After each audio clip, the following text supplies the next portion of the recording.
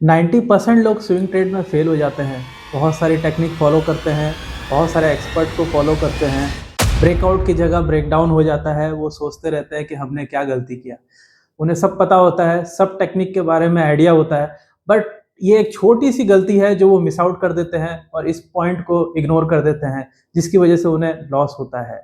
ये पॉइंट बहुत ही इंपॉर्टेंट है। आइए इस वीडियो में हम डिस्कस करते हैं कि कैसे ये पॉइंट को यूज़ करना चाहिए और क्यों ये हमारे लिए इतना इम्पोर्टेंट होता है। नमस्कार, मेरा नाम है अरुण कुमार अग्रवाल और मैं एक सेबी रजिस्टर रिसर्च एनालिस्ट हूँ। सबसे पहले हमें यह समझना पड़ेगा स्विंग ट्रेड होता क्या है। स्विंग ट्रेड एक शॉर्ट टाइम के लिए ट्रेडिंग होता है जिसका टाइम फ्रेम इंट्राडे नहीं होता है। इसका टारगेट कभी 1 साल में आता है, कभी 6 मंथ में आता है, तो कभी 1 मंथ में भी आता है। स्विंग ट्रेड एक छोटा सा प्रॉफिट मार्जिन लेके आप शेयर से एग्जिट कर जाते हैं। वो 5% भी हो सकता है, वो 20% भी हो सकता है, वो 40% भी हो सकता है। ये कौन कौन कर सकते हैं? जो बिजनेस करते हैं, जिनका स्क्रीन टाइम बहुत कम है, जो जॉब करते हैं, वो लोगों के लिए स्विंग ट्रेड बहुत स्टेबल होता है और बहुत कन्वीनियंट भी होता है। सबसे इंपॉर्टेंट पॉइंट स्विंग ट्रेड में ये होता है कि स्टॉक सिलेक्शन, किस स्टॉक में हमें स्विंग ट्रेड करना है।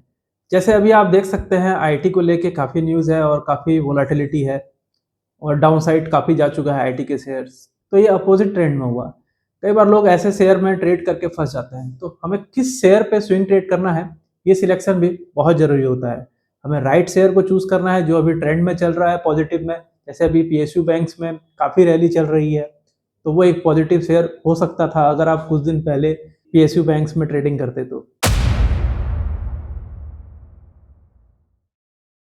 फंडामेंटल, भले ही आप एक स्ट्रॉन्ग फंडामेंटल रीडर नहीं है, लेकिन आपको बेसिक फंडामेंटल आना बहुत ज़रूरी होता है स्विंग ट्रेड के लिए। अगर आप सिर्फ चार्ट पैटर्न के बेसिस पे कोई शेयर का सिलेक्शन करते हैं और कंपनी का फंडामेंटल वीक है, तो कभी भी एक सडन फॉल आ सकता है। तो आपको डेफिनेटली एक अच्छा फंडामेंटल स्टडी करना भी बहुत ज़रूरी है। बस बेसिक फंडामेंटल स्टडी भी आप करेंगे तो आपके लिए सफिशिएंट है। आपको उसमें प्रो बनने की ज़रूरत नहीं है अगर आप एक स्विंग ट्रेडर हैं तो। सेकंड मोस्ट इम्पॉर्टेंट पॉइंट ये आता है कि कई लोग को मैंने देखा है कि वो बहुत सारे पैटर्न को फॉलो करते हैं और एंड ऑफ द डे वो कंफ्यूज हो जाते हैं। आपको किसी एक या दो पैटर्न पे ही मास्टरी करनी है। आप बहुत सारे पैटर्न को फॉलो करेंगे तो कंफ्यूज हो जाएंगे और इम्प्लीमेंटेशन नहीं कर पाएंगे। कई लोग को मैंने ऐसा देखा है कि सालों तक वो सीखते रहते हैं, मल्टीपल पैटर्न को सीखते हैं और इतना कंफ्यूज हो जाते हैं कि वो लास्ट में लॉस ही करते हैं और मार्केट से एग्जिट हो जाते हैं।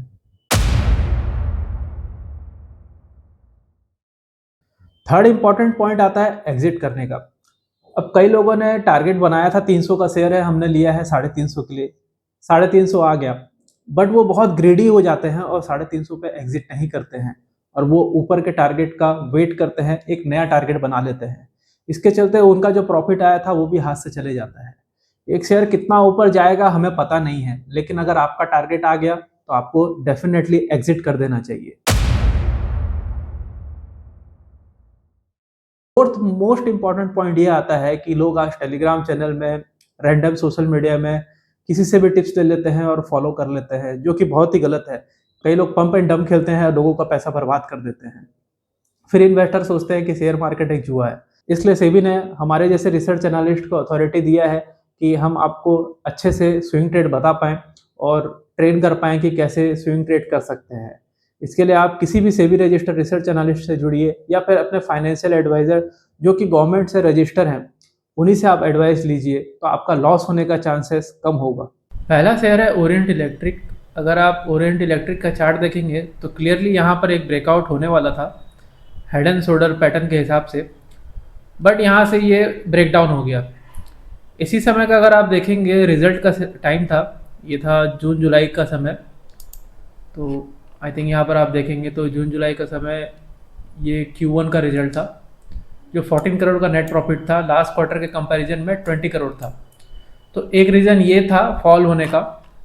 सेकंड ये था कि इसका पी मैं देख रहा था काफ़ी महंगा पी था, ये 90 का पी था।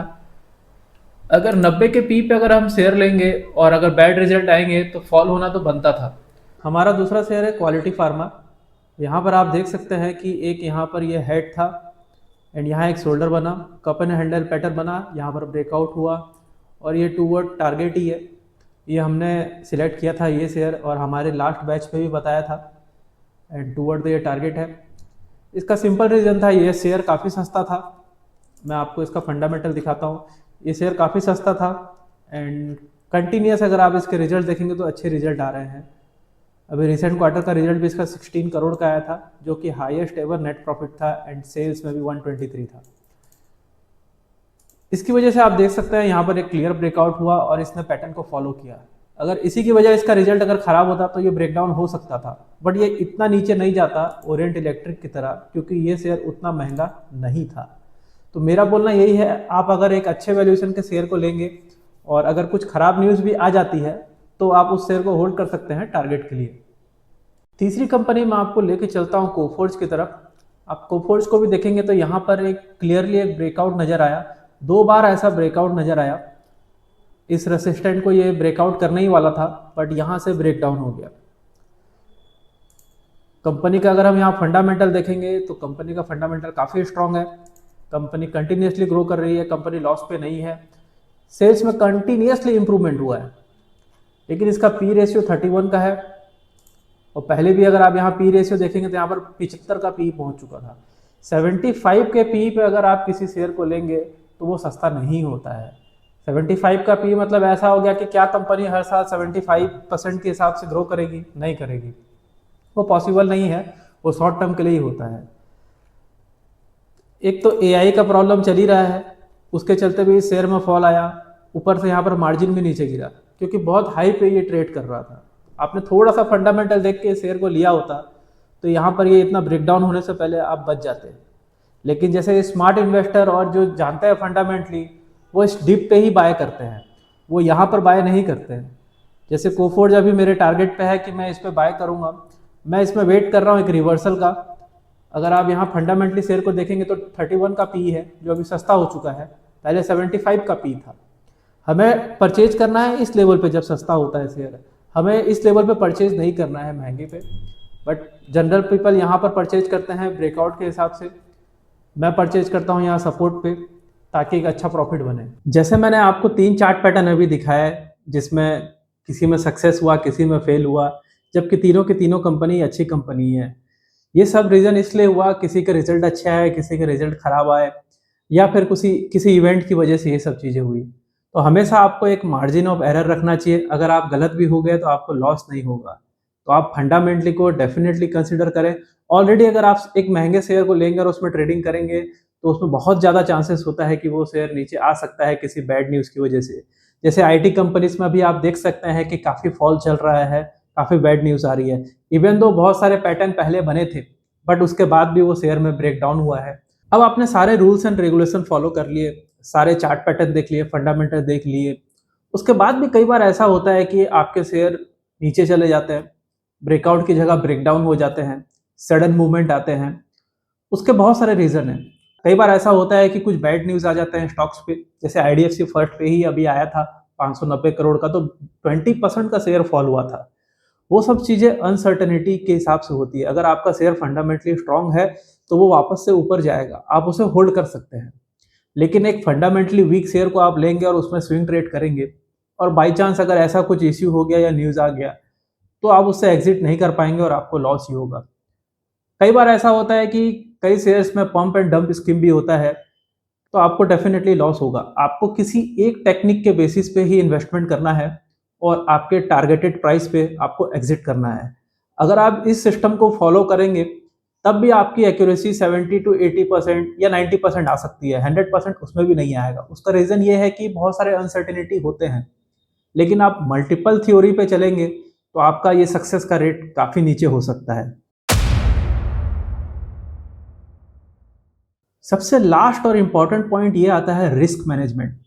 आप किसी भी शेयर में ट्रेड करते हैं तो आपने अपना एसेट कितना एलोकेट किया है। किसी भी सिंगल शेयर में आपको 3 to 4% या मैक्सिमम 5% से ऊपर आपको एलोकेशन नहीं करना चाहिए। कई लोगों ने 10 लाख रुपए कैपिटल लगाया है, मैंने देखा है कि वो 2 या 3 शेयर में अपने सारे पैसे लगा देते हैं। कई बार कुछ शेयर में इश्यू हो जाते हैं, जैसे आईडीएफसी फर्स्ट में ही अभी इश्यू हुआ था, तो उसकी वजह से उनका स्विंग ट्रेड फेल हो जाता है कई बार।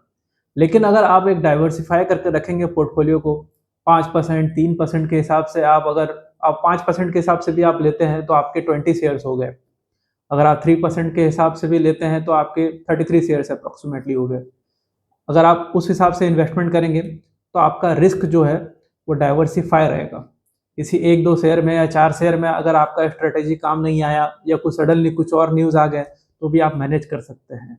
लेकिन high allocation in single stock और 2 stocks is very risky. And over trading भी एक बहुत बड़ा इश्यू है। कई लोग लिवरेज ले लेते हैं, 1 लाख रुपए लगा के एफएनओ में, जैसे 3 लाख का आपने शेयर ले लिया। अगर शेयर नीचे गया तो आपका स्टॉप लॉस ट्रिगर हो जाता है। उस वजह से भी कई लोग को लॉस होता है। लोन के पैसे से कभी भी ट्रेडिंग ना करें, खुद के पैसे से ट्रेडिंग करें।